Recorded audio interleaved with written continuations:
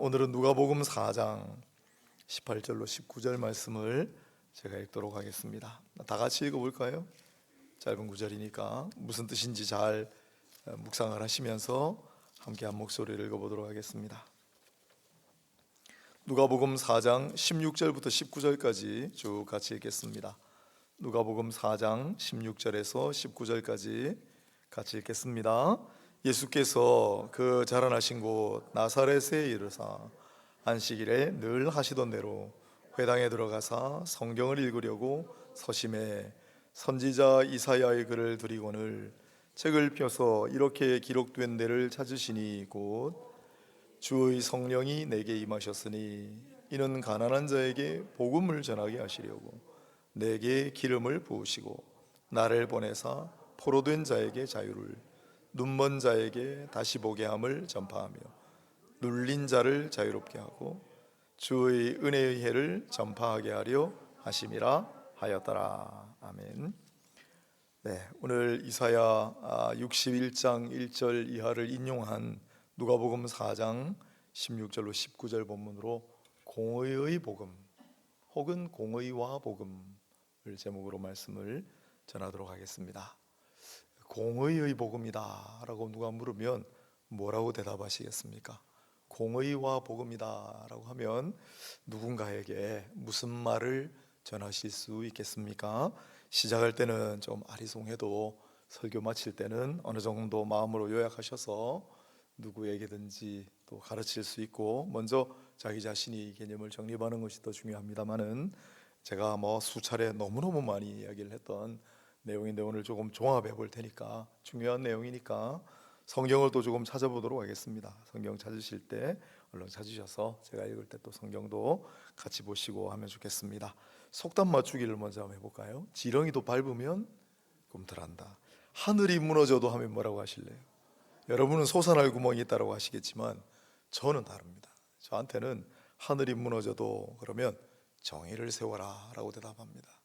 제가 학교 들어갔을 때 제 학교 앞에 딱 세워져 있던 문구였습니다. 이제 한 40년이 지났는데 아직도 잊혀지지 않고 너무나 생생하고 그때 그 라틴어도로 적어놨는데 그것도 아직 안 잊어먹었습니다. 하늘이 무너져도 정의를 세워라. 여러분, 정의는 무엇일까요? 오늘 설교 제목이 공의와 복음인데 정의랑 공의랑 정의란 무엇일까요? 고대 철학자로부터 또 우리나라에서 100만 부 이상이 팔린 세계에서 기적이라고 합니다. 하버드 대학의 마이클 산델이라는 교수가 정의란 무엇인가, 원래 그게 강의 제목인데 인기 있는 강의, 하버드 대학 학생들이나 듣는 인기 있는 강의인데 그걸 책으로 펴냈는데 다른 나라에서는 그렇게 안 팔렸어요. 근데 유독 한국에서는 100만 부 이상, 그때 100만 부니까 지금은 훨씬 더 많이 팔렸을 거예요. 왜 이렇게 한국 사람들은 이 정의라는 개념을 좋아할까? 관심이 많을까? 정의란 무엇인가? 여러 개념이 있습니다만은 우리는 고대 철학자의 정의 개념도 아니고 마이클 산델 교수의 정의 개념도 아니고 우리는 성경적 정의 개념을 살펴봐야 되지 않겠습니까? 성경적 정의는 무엇일까? 우리말 성경에는 성경에 공의란 말하고 정의란 말이 같이 등장합니다. 섞여서 쓸 때도 있지만 대부분 구별하여 사용합니다. 여러분, 공의와 정의는 어떻게 다르죠? 성경에서 공의와 정의는 어떤 개념입니까? 먼저 정의부터 해보겠습니다. 왜냐하면 이 정의라고 하는 게 재판과 관련이 있고 사사기, 우리 잘 알죠? 사사기, 삼손, 기드온, 사사들, 그 사사라는 말이 재판관이라는 뜻입니다. 그래서 이 사사기 할 때 사사가 정의하고 관련이 있는 말이고 재판과 관련이 있다는 거 금방 아시겠죠? 여러분, 재판이란 무슨 과정입니까? 재판은 한마디로 뭔가가 무너졌을 때, 뭔가가 잘못됐을 때 그걸 바로잡는 기능이 재판이에요. 그럼 재판과 관련된 개념이 정의라는 건 아시겠죠? 정의를 행하다 그러면 뭔가 무너진 거, 파괴된 거를 바로잡는 거다는 거죠. 그러면 뭐가 무너졌습니까? 뭐가 파괴됐죠? 바로 이 무너진 것, 바로 세워야 할 것을 성경에서 공의라고 합니다. 그러면 공의는 구체적으로 뭘까? 저금통하고 관련이 있다고 제가 몇 번 말씀을 드렸습니다. 유대인들은 아이들에게 2개의 저금통을 나눠주는데 그 중에 저금통 한 개 이름이 체다카예요. 그게 공의예요. 공의라고 하는 저금통을 나눠줘요. 그러면서 이 저금통은 어른들이 귀엽다고 주고 기특하다고 용돈 주시고 하는 걸 다 모아요. 그리 체다카라고 하는 저금통은 딴 데 쓰지 아니하고 반드시 자선이나 구제용으로 사용하게 합니다. 어릴 때부터 이걸 가르칩니다. 바로 이 단어가 공의입니다. 어릴 때부터 유대인들은, 물론 유대인들 부자가 많죠. 돈 버는 법 굉장히 뛰어난 사람들이지만, 그러나 한편으로 어릴 때부터 자기 수입의 일부를 사회에 환원하라고 배우며 성장합니다. 그 유대인 중에 대표적인 인물이 바로 마이크로소프트, 이 컴퓨터의 황제 빌 게이츠 아닙니까? 빌 게이츠가 2022년 기준으로 지금까지 기부한 총액이 700억 달러, 우리 돈으로 100조가 넘습니다. 얼마나 어마어마한 돈이냐면 우리나라 작년 예산이 656조예요. 우리 예산의 6분의 1. 여러분, 충격적이게도 작년에 북한의 예산은 6조 내지 7조밖에 안 됩니다. 우리가 656조인데 북한은 6조예요, 예산이. 그러면 이 100조라는 돈은 도대체 얼마나 큰 돈입니까? 주식 투자로 유명한 조지 소로스라는 사람이 있습니다. 참 욕도 많이 먹는 사람인데 유대인이거든요. 이 조지 소로스도 자기 전 재산이 굉장히 많은데 자기 총 재산의 86%인 430억 달러를 기부했습니다. 빌 게이츠만큼은 안 돼도 뭐 한 50조 가까운 돈을 기부를 한 거죠. 그 외에도 많습니다. 10억 달러, 지금 제가 단위가 너무 커가지고 아마 실감이 안 나실 텐데 10억 달러는 우리 돈으로 1조입니다. 1조 이상의 재산을 가진 사람 중에 자기 재산의 절반 이상을 기부하기로 선언한 사람들의 모임이 있는데 The Giving Pledge라고 하는 모임이 있어요.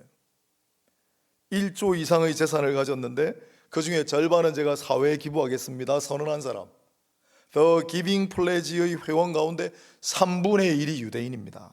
이거 우연이 아닙니다. 어릴 때부터 이렇게 배우고 어릴 때부터 이렇게 실천하기 때문에 이게 공의예요, 공의. 이처럼 성경적으로 공의란 우리가 그냥 막연하게 생각하듯 추상적이고 관념적인 개념이 아닙니다. 어려운 이웃을 돌보고 사회적인 약자를 돌보는 행위와 관련이 있습니다. 신명기 10장 17절로 19절을 찾아보시면 좋겠습니다. 너무 긴 구절이라 아마 듣기에는 조금 버거우실 것 같습니다. 신명기 10장 17절로 19절을 한번 찾아보시고요. 제가 읽을 테니까 눈으로 잘 따라서 한번 보세요. 신명기 10장 17절로 19절인데 278페이지, 279페이지 구약 성경에 있습니다.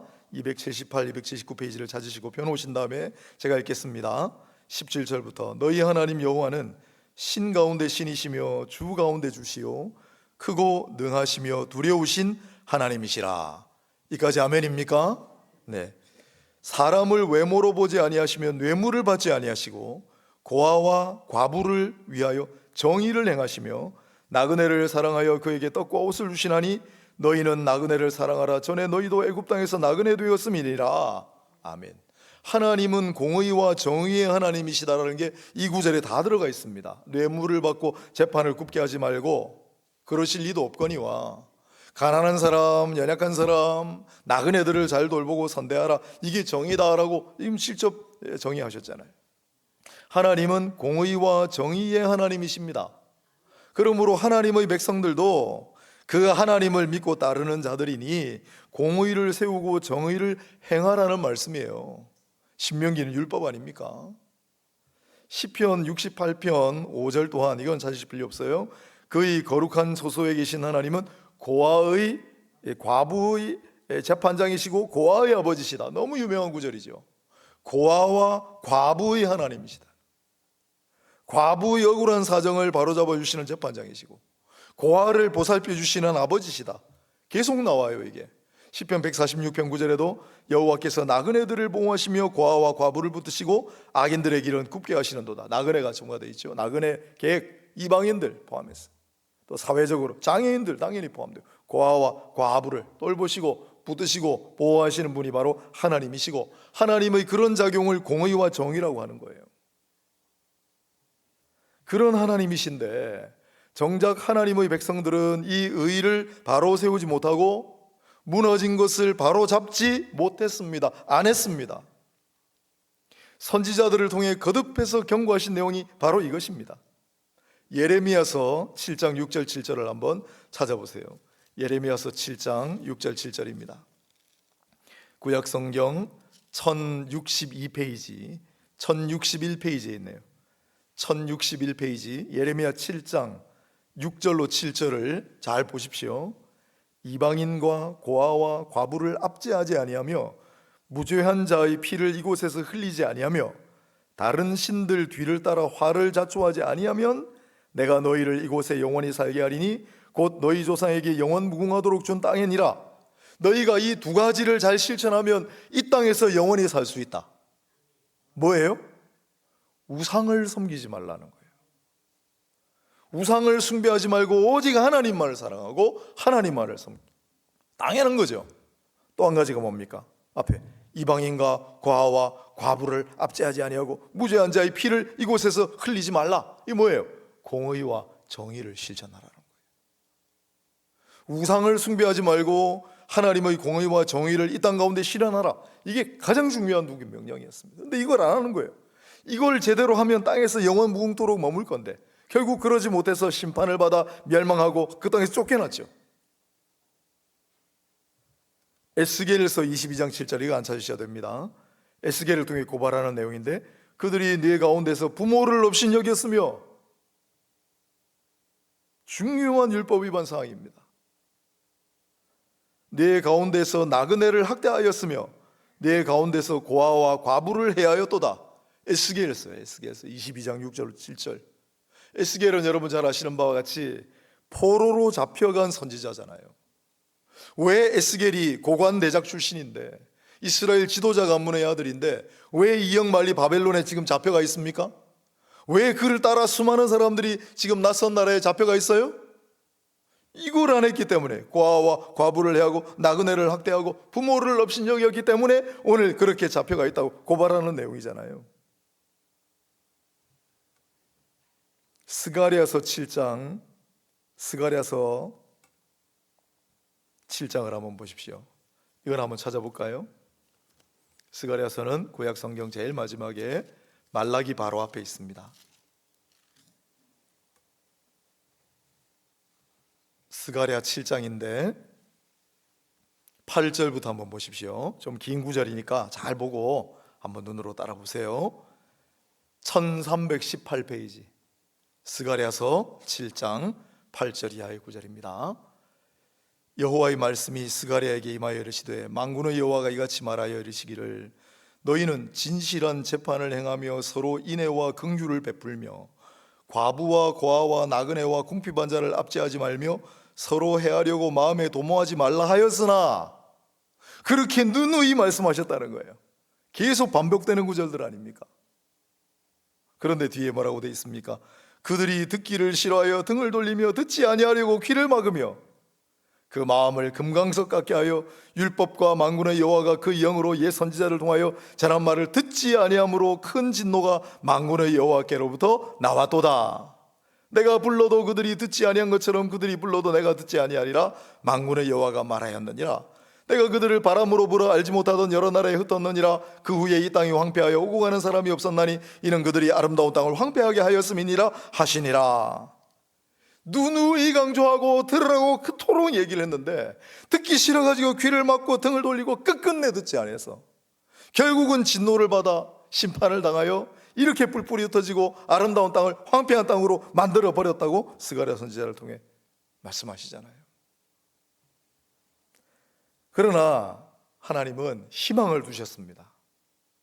사람이 어찌하지 못하는, 인간들은 왕도 제사장도 선지자도 끝끝내 하나님의 공의와 정의를 세우지 않았어요. 못했는지도 몰라요. 그러나 사람이 할 수 없는 이 일을 하나님께서 누군가에게 맡기셨어요. 그게 희망입니다. 인간이 세우지 못하고 바로잡지 못하는 일을 이루기 위해 누군가 오시리라는 예언이 적혀 있습니다. 그게 바로 이사야 9장 6절로 7절 말씀이에요. 이사야 9장 6절 7절 한번 봅시다. 두 구절이지만은 좀 긴 구절이라 한번 찾아보시면 좋겠습니다. 이사야 9장 6절 7절인데 978페이지네요. 구약성경 978페이지 이사야 9장 6절 7절. 6절 9절은 잘 아실 테고 7절을 잘 보셔야 됩니다. 제가 읽어보겠습니다. 눈으로 따라 보십시오. 이는 한 아기가 우리에게 낳고 한 아들을 우리에게 주신 바 되었는데 그의 어깨에는 정사를 메었고 그의 이름은 기묘자라 모사라 전능하신 하나님이라 영존하시는 아버지라 평강의 왕이라 할 것이니라. 수수께끼 같은 구절, 도무지 이해할 수 없는 구절. 왜요?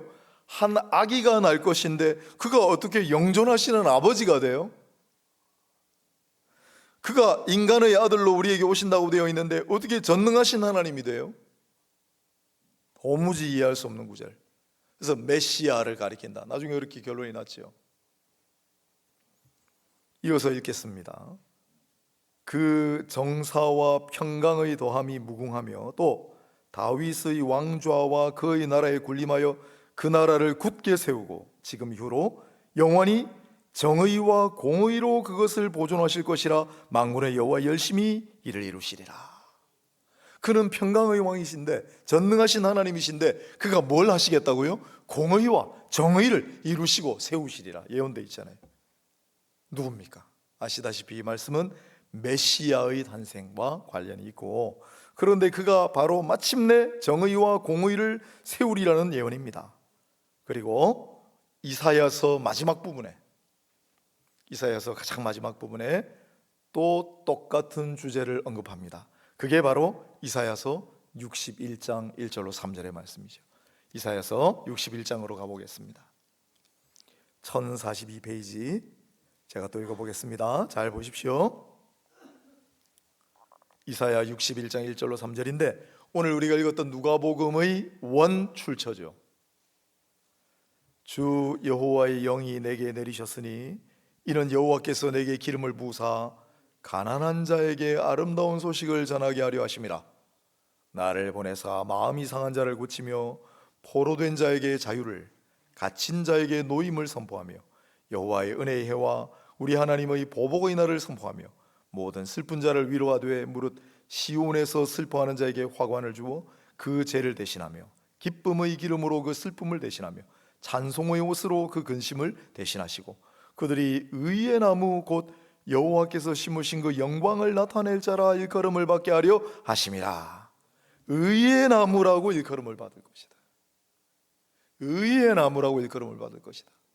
그 의의 나무에는 뭐가 열매를 맺히겠습니까? 공의와 정의가 열매로 맺힐 거 아니에요.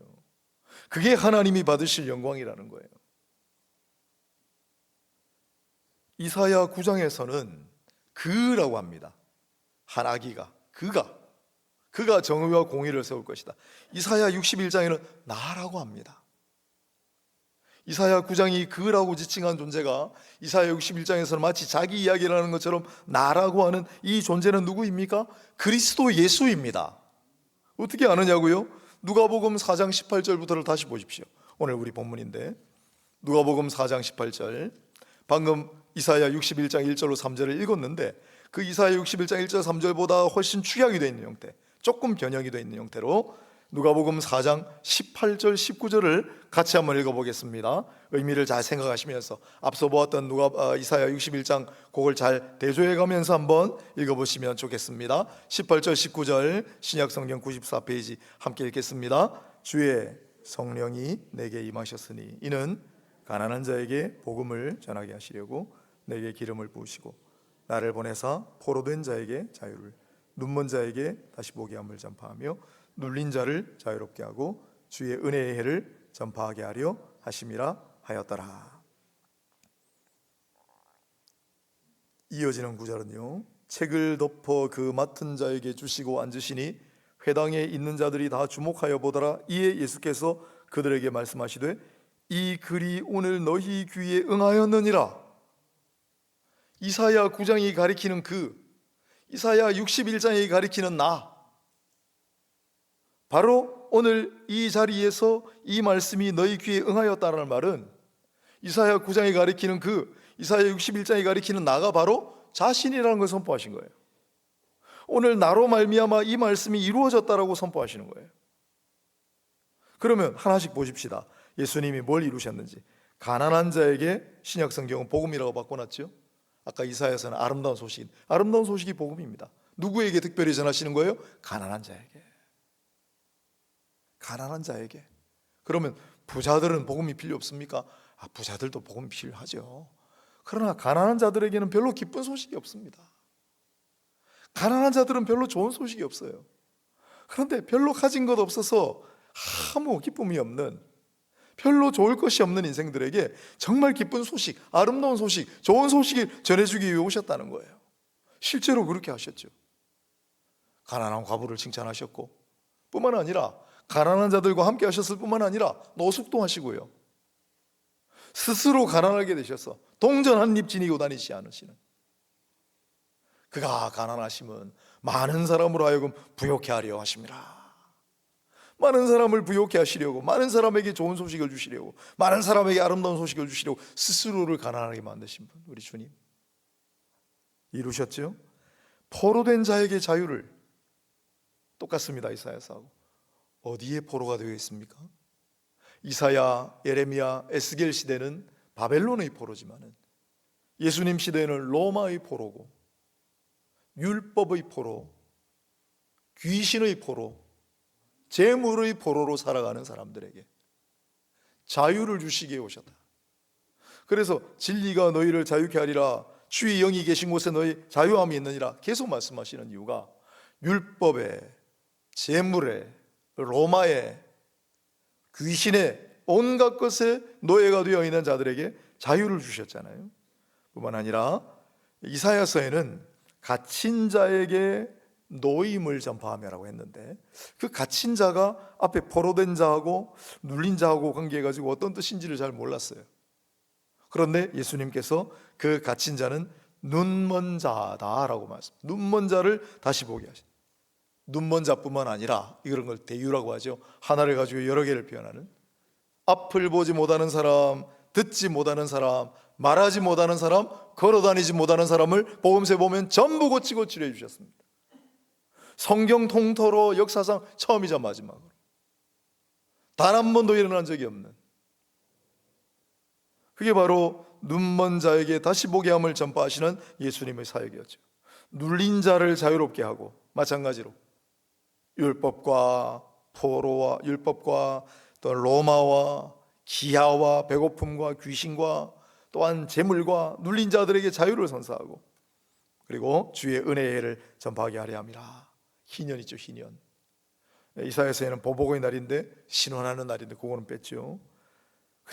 이 말씀이 오늘 너희의 귀에 응하여졌느니라 라고 말씀하시는 거예요. 예수님은 이 말씀대로 그대로 이루셨습니다. 눌린 자를 자유롭게 하시고, 포로된 자를 노임받게 하시고, 장애인들을 고쳐주시고, 귀신 들려 꼼짝 못하는 사람들을 얼마나 구해주셨습니까?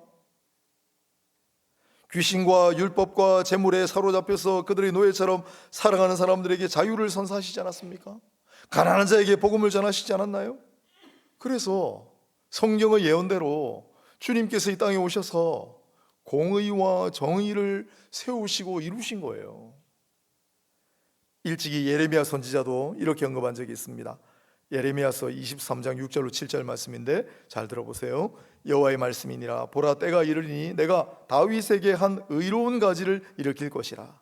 그가 왕이 되어 지혜롭게 다스리며 세상에서 정의와 공의를 행할 것이며 그의 날에 유다는 구원을 받겠고 이스라엘은 평안히 살 것이며 그 이름은 여호와 우리 공의라 일컬음을 받으리라.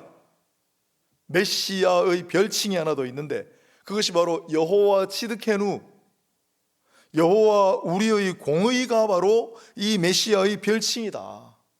그는 우리의 공의 되시는 여호와시다. 그가 공의와 정의를 세우리라. 예레미야서의 예언입니다. 그는 의로운 가지다라고 했습니다. 여기 가지에 해당하는 말이 나사렛이란 말하고 음가가 같아요. 그가 누구입니까? 우리는 잘 알고 있는데 다윗의 후손으로 오실 그분은 누구십니까? 나사렛 예수십니다. 나사렛이란 말이 의로운 가지라는 말하고 똑같습니다.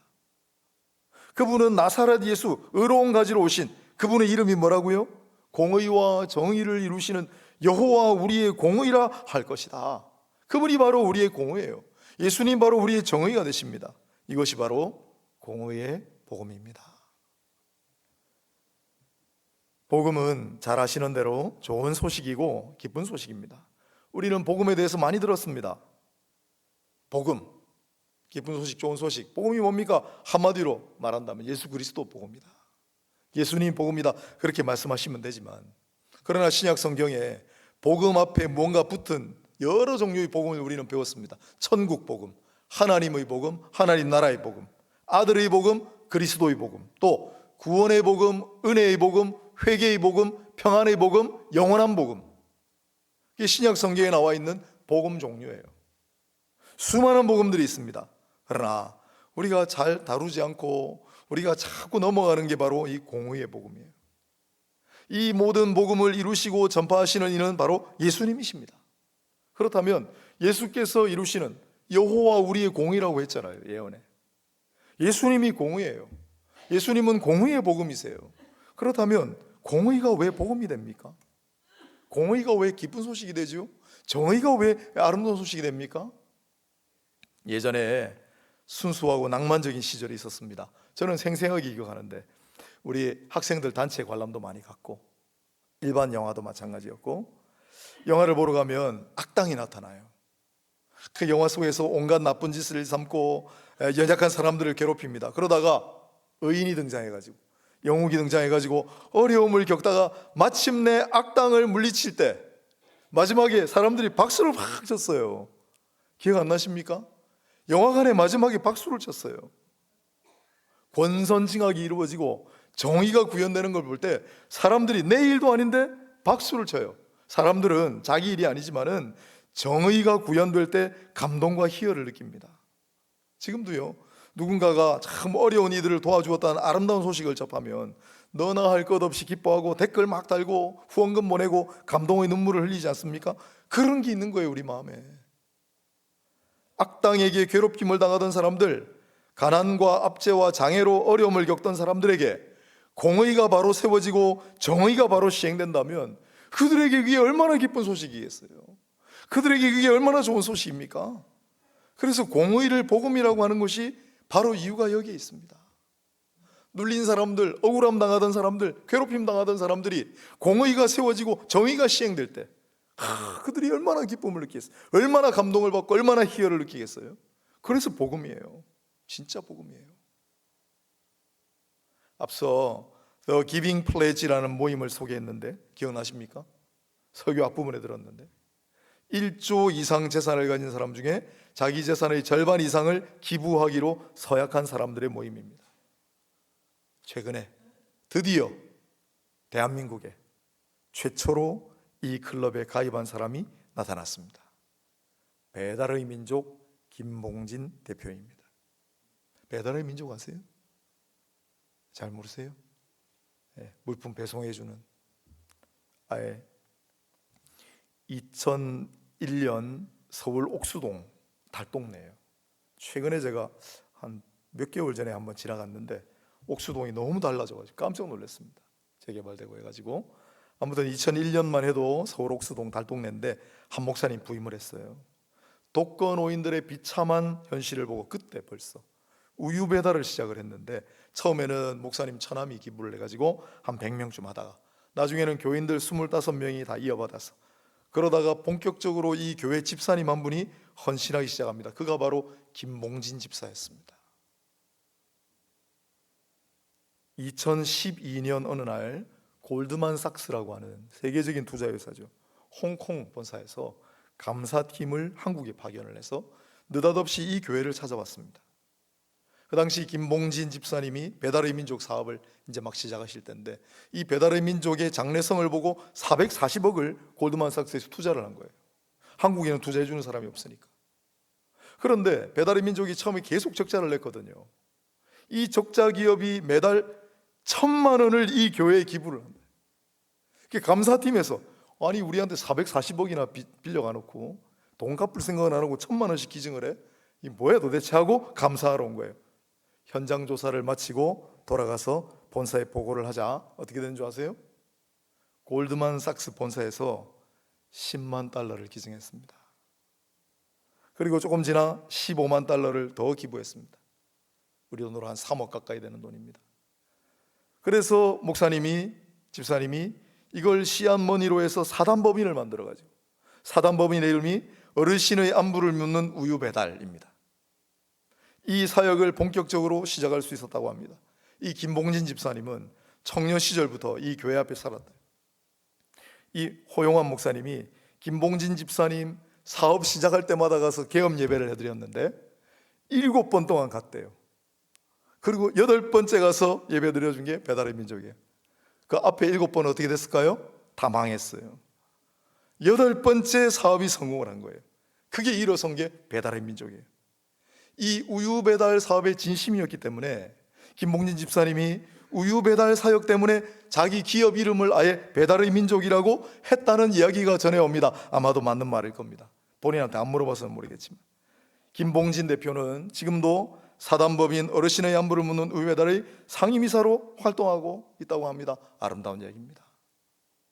김봉진 집사는 사업에 7번 실패하고 달동네에 살면서, 그러나 우유 배달 사업에 진심으로 도왔던 김봉진 집사는 우리나라 최초로 전 세계 219번째 더 기빙 플래지의 멤버가 되었습니다. 그 다음에 한 명 더 나왔어요. 카카오 김범수 의장이 220번째로 더 기빙 플래지 멤버가 되었습니다만, 오늘 우리가 공의의 복음 이야기를 좀 했습니다. 공의의 복음, 공의란 무엇입니까? 공의는 우리가 그냥 추상적으로 관념적으로 하는 정의가 아닙니다. 성경에는 그것은 고아와 과부를 돌보고 나그네와 객과 이방인을 홀대하지 말고, 또 임금 줄 거를 다음 날로 넘기지 말라고 그랬어요. 어떤 분이 굉장히 가난한데 저당물로 옷을 저당 잡히지 말라고 했어요. 그런 구절들이 율법에 수두룩하게 있어요. 장애인을 괴롭히지 말라는 구절이 나와요. 이게 성경적 공의예요.